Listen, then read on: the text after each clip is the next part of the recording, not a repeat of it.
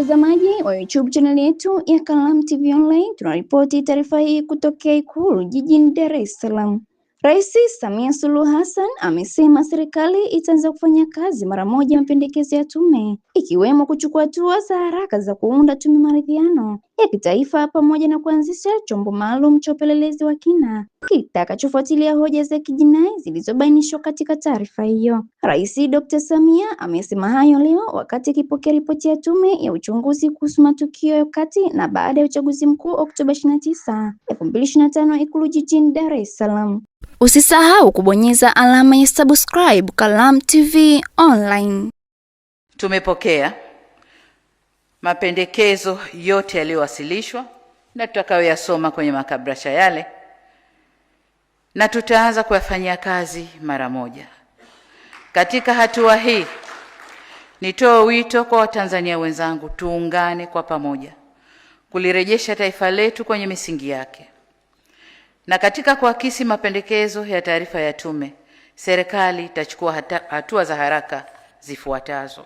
Kwanza, katika muda mfupi ujao itaundwa tume ya maridhiano, lakini kwanza tutakwenda mapendekezo ya tume kufanya upelelezi wa kina wa yale ambayo tume wameyabainisha.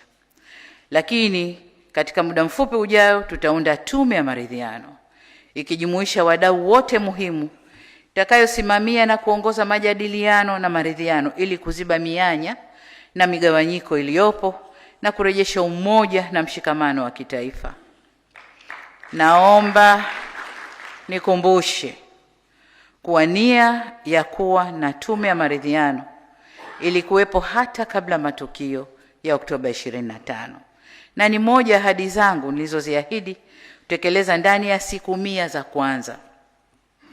Hata hivyo, kwa bahati mbaya, ghasia zilizotokea Oktoba 25 zimechelewesha utekelezaji wa ahadi hiyo, kwa kuwa hata hadidu za rejea za tume ile ambazo nilitayarisha sasa zitapaswa kubadilika kuendana na mazingira yaliyopo sasa. La pili tutakalofanya ni baada ya tume ya maridhiano kuwasilisha ripoti yake, maoni na mapendekezo yatakayowasilishwa ndio yatakayoelekeza au yatakayoelekezwa kwenye mchakato wa kurekebisha katiba ya nchi. Tatu, kwa kuwa ripoti imebainisha kuwepo kwa viashiria vya jinai kuhusu matokeo yale, tutaunda kama nilivyosema chombo maalum cha upelelezi kwa maana criminal investigation kwa ajili ya kufanya kazi iliyopendekezwa na tume. Ripoti ile au chombo kile kitaangalia masuala yaliyobainishwa na kubaini waliohusika katika kupanga, kuratibu na kufadhili matukio ya ghasia au vurugu. Lakini vile vile watajielekeza kubaini wahusika wa matukio ya uhalifu, kwa sababu kuna vurugu, kuna na uhalifu. Kuna wale wote ambao walikuwa wanavunja maduka, kuvamia na kuiba, tajielekeza huko. Kwa bahati nzuri picha zipo zitatuongoza kwenye mambo hayo. Lakini pia tume au chombo kitakachoundwa kitaangalia kwa undani vifo vya watoto na kushughulikia swala la madai ya miili ambayo haijapatikana. Tume hii itajielekeza huko pia. Tume itajielekeza pia kwenye masuala ya wanaodaiwa kutekwa na ambao taarifa zao hazijapatikana. Vile vile walioathirika nje ya eneo la vurugu. Nataka nikiri kwamba mimi binafsi sikutarajia kadhia hii ingetokea kwenye nchi yetu kipindi hiki ni kuwa kiongozi mkuu wa nchi. Jambo hili limenitwisha mzigo mzito mabegani kwangu.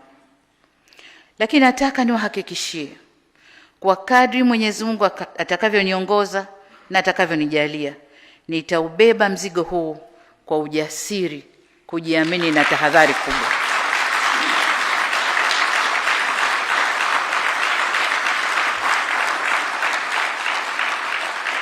Naomba nirudie hapo. kadri Mwenyezi Mungu atakavyoniongoza na kunijalia. Nitaubeba mzigo huo kwa ujasiri, kujiamini na tahadhari kubwa.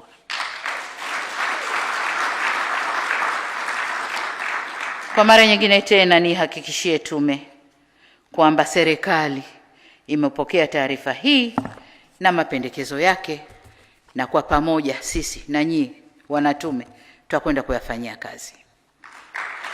Mapendekezo mlioyatoa ni dawa ya kuliponya taifa letu, na kwa ladha yoyote iliyo dawa hiyo, lazima dawa inywewe ili tupoe.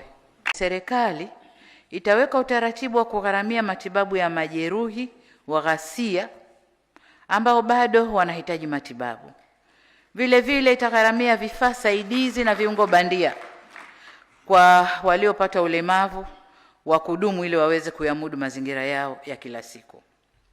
Natambua, na kama ilivyosemwa hapa, kwamba wapo wafanyabiashara ndogo ndogo ambao kwa uwezo wao hawawezi kuingia bima kubwa za kuweza kuwalipa. Basi nao tutaangalia hasara walioipata na kuangalia faraja tutakayoweza kuwafariji. Usisahau kubonyeza alama ya subscribe Kalamu TV Online.